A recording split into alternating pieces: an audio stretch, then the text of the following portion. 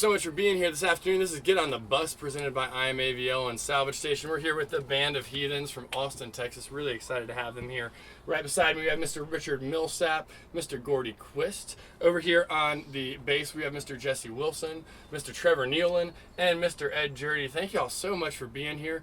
Y'all traveled in. Y'all got a great show at the Caverns tomorrow night. But let's just dive straight in here, all right? So let's talk about songwriting, because y'all have some of the best songwriting that I've heard. The layers, the ability for these songs to be taken and played by all different kinds of things, from a symphony all the way down to an acoustic guitar, are really incredible. And I know that y'all share a lot of the songwriting duties. Can y'all talk a little bit about how the process usually works for y'all? Yeah, sure. We do a lot of writing individually, and then then it usually ends up becoming something else once we get together as a band. And that's kind of what's cool about a band dynamic, is that everything gets filtered through the band. And I think that's where some of the what may have started as a simple song kind of takes on a new life.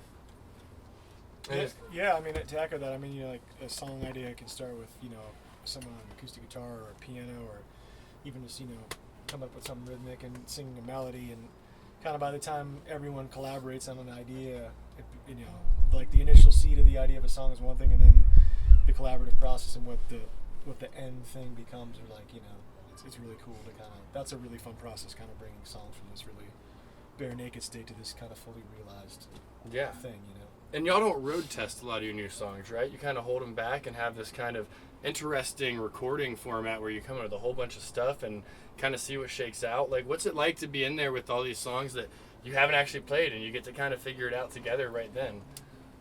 Well, I think that's what makes it really fun. I mean, when the band first started playing, we would play a lot of the stuff on the road and kind of see if it worked in a live context. But I think as we've been doing it for longer and longer, a lot of what becomes interesting in terms of the ideas is if you're working on a song and you play it for people and you immediately go and record it, it's like you're kind of getting everyone's first impression on it, which can really be an interesting thing, as opposed to kind of thinking about it and playing it and getting attached to ideas. That really just allows all of the ideas to come forward, Yeah. So that's kind of how we've been doing it for a little while. Yeah, that sounds really cool. And so you guys, with Duende, for instance, you guys had 40 songs, right, when you went into the studio, and ended up whittling it down to about 18. And it seems like you guys did the same thing with a couple other albums. Do y'all have some new music coming out soon? I mean, you just released a Message for the People, Revisited. Do y'all have some new music of your own coming out soon from the studio? Yeah, we've been working on recording here for the last few months, and we got something in the works. Not sure when it's going to come out or when it'll be finished, but we're working on it. The Ray Charles record was kind of a nice in between, but yeah, there's a batch of songs, and we've been getting in the studio. And it's been kind of similar to the last process, where it's like getting a week in the studio, and then not with Message from America, but one day getting a week in the studio and then back on the road and a week in the studio. Or are you approaching it a little differently? This one's been more like 2 or 3 days here and there, between touring. And we all end up in Austin for something. We'll go get in the studio. We were just in Nashville. We did 2 days recording in Nashville a couple days ago when we were passing through. So it's a little even smaller chunks of time than before. But at some point, these are almost, I don't know if these are going to be demos or finished versions, what we've been working on, but we might record 20 or 30 songs like this and then go pick 10 of them and go make a record all in one chunk. We're not really sure how we're going to do it, but it's been fun just kind of mining the tunes and seeing what's there. Yeah, and just kind of keeping it open and letting it kind of evolve the way it wants to. So I do want to talk about A Message for the People Revisited, because what a ballsy project, to be honest. Like, straight up, and there's so many themes on that album that are so important for what is going on right now. And I go back to y'all's history and read your interviews, and y'all have never been political cats. It's been forced to the front, it seems, a little bit more recently with things going on, but it seems like y'all come more at it from, let's change the world right around us and worry about all the big stuff later. And I feel like Message for the People is kind of that, right? You're putting this positivity and this beauty out in the world. Can we talk about how that fits in with all of that, and how that could be a political stand, just creating that, Sure. recreating that album? Well, I hope that's the case. I think that a lot of stuff that we have just, the way maybe we look at it is things that really aren't political, but have become politicized or have been brought into like a political light, whether it's through the way the media is portraying it or just the way the social dialogue is about it. A lot of this stuff is much more basic stuff, much more kind of just human interaction, people respecting each other, like having a respect of a variety of ideas, things that you don't agree with, things that you find, maybe that you even find offensive, but like just the idea that I think really like creating a space where those ideas can all exist and there can be respect amongst the people participating. Yeah. That's pretty much the idea of America, and it seems like sometimes that gets lost. It's kind of like,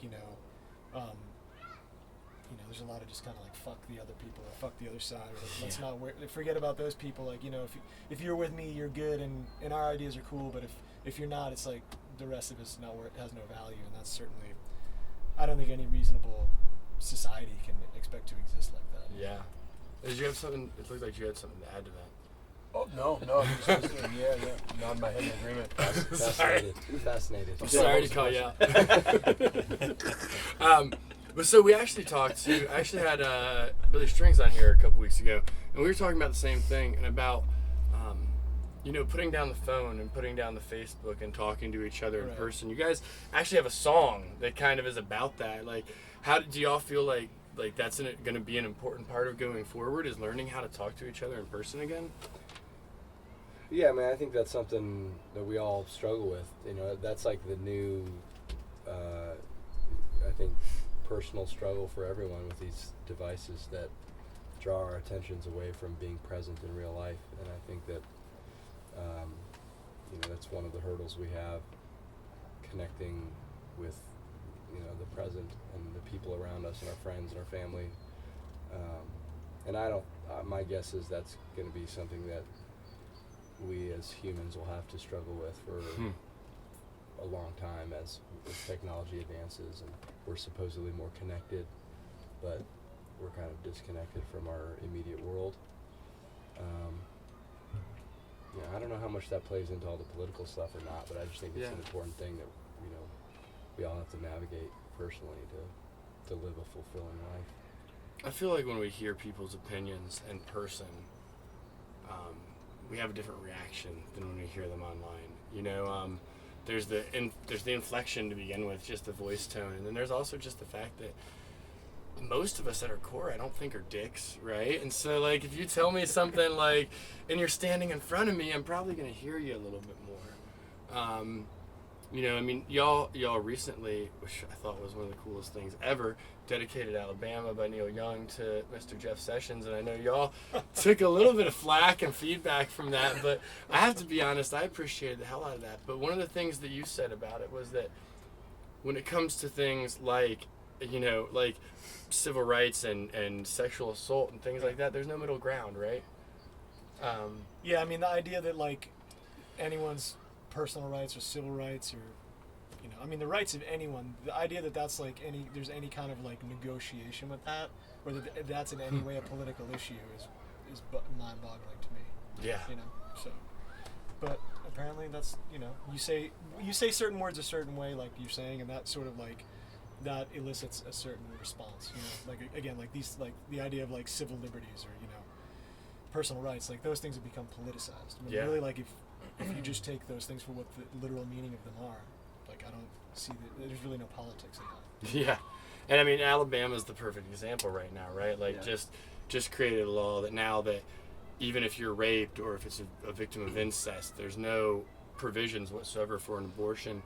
How do y'all think? I mean, we're a bunch of dudes here, right? So how do we support women through this? Do y'all have any ideas on how we, as a bunch of white dudes, can stand up and support women and minorities through all of the things that are happening right now? That's a good question. Yeah, it's a tough one, right? Like, where do you go with that? But, well, I mean, it's not a tough one in terms of, like, conducting yourself appropriately, you know, and being supportive. Like we're all husbands, you know. A lot of us, you know, we have significant others in our lives. Like a few of us are parents, and we have daughters. You know, we obviously all have friends that are women, friends that are of minorities, I guess. You know, I mean, you know, again, it's like, to me, it's like it just comes down to this idea of everyone having respect for each other. You know, like the idea of treating people well. You know, allowing them to make decisions for themselves and respect that in a space where it's, you know, they're adding to some greater good. Yeah. As opposed to being, you know, like the idea of being punitive, and that's gonna sort of, that idea that it's gonna change behavior because, you know, we're making terrible penalties for people that, you know, may have to do something or choose to do something. Yeah. You know? So. Yeah. I think to go back, just to one quick answer for how to help in that situation, being men and, you know, the way we are, it's listen to the women in our lives. Just like as easy as that. Yeah. Just kind of listen, pay attention. Yeah. I mean, I think that's probably the best answer I've ever heard to that question. So, we're gonna change gears just a little bit. We got a couple people in this band out of Austin that went to Dartmouth. Is that correct? Whoa, dude, you like really did your homework. So how do you end up with two Dartmouth people in a band from Austin? And did it happen that when you're coming in and kind of like, hey, do you want to play with us? You know, and you're like practicing. You're like, oh, I went to Dartmouth. Did that help? No, Trevor and I have known each other since before, like we met in school, played in a band long before this band. Okay. For like 5 years at Dartmouth. Okay. And then we moved to Austin together. So it's not like a coincidence. It's not coincidental. We've just known each other a long time. Just known each other forever. Yeah. And you also are in the Austin's local dead scene, right? Playing with Deadeye, right? Yeah. Jeez, man, you're deep in this. I'm startled. It's awesome. But so, like, what's it, you know, like, you guys also, and I think there's kind of a correlation here, right? You guys have worked as a backing band for Hayes Carl and a couple other musicians, and then also, you know, you're over here playing this great catalog of music from the Grateful Dead. How is it different being able to kind of, like, wrap your lips around somebody else's song versus, like, creating your own thing? It's Maybe not the best way to say that. I'm sorry.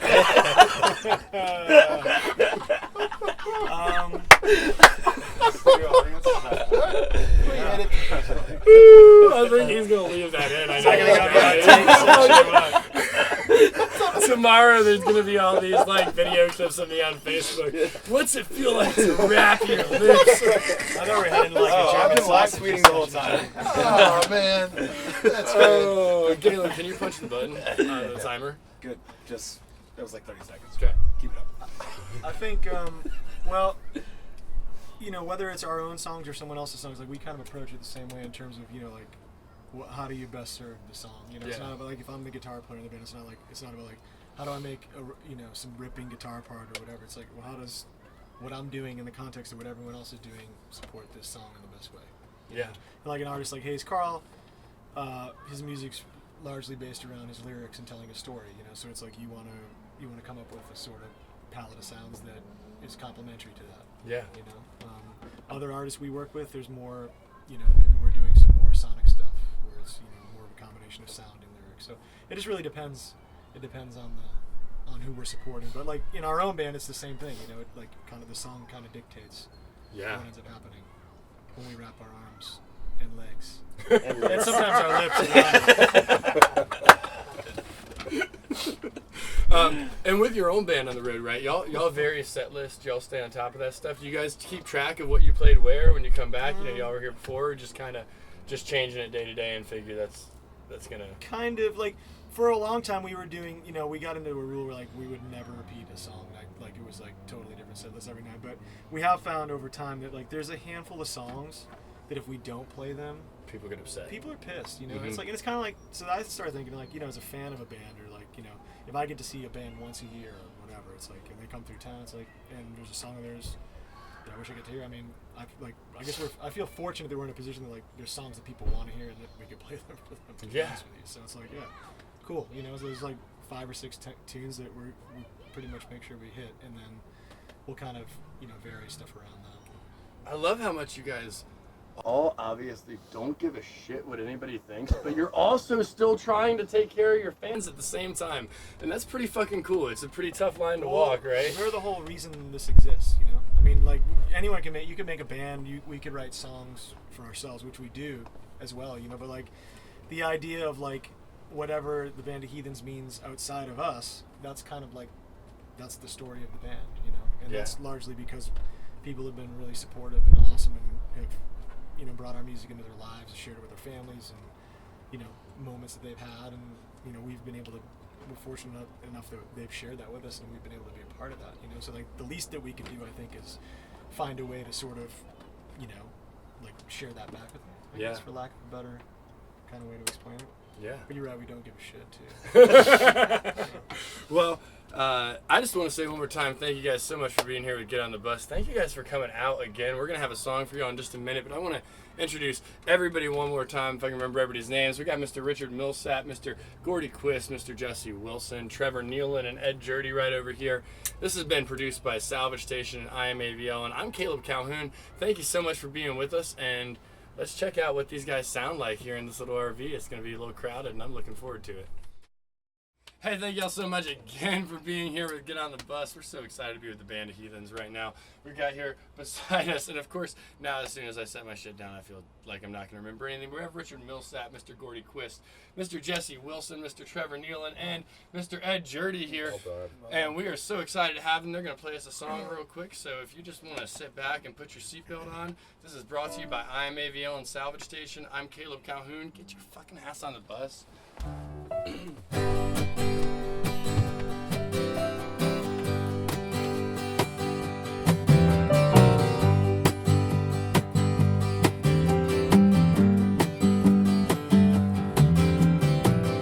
Look what they done to my song. Look what they done to my song. The only thing I can do half right, and it's turned out wrong. Look what they done to my song. Look what they done to my brain. Look what they done to my brain. They picked it like a chicken bone. Now I'm going insane.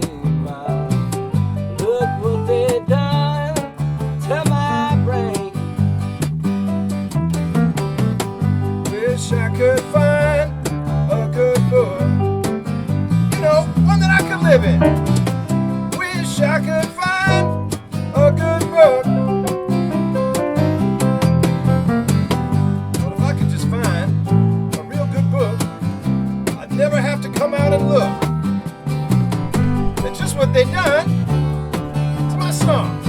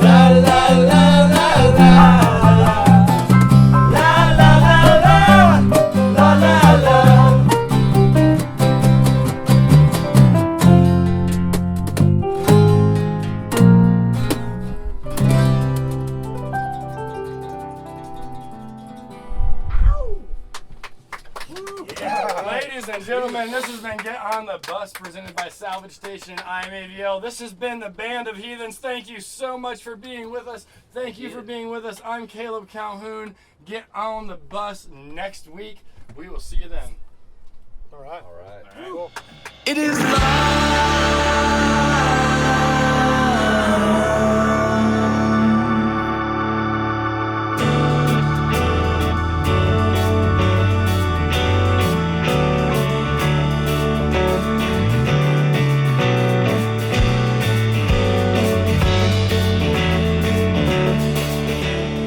Crystalline entrance, men of weight, feeling heavy makes me wanna get lost.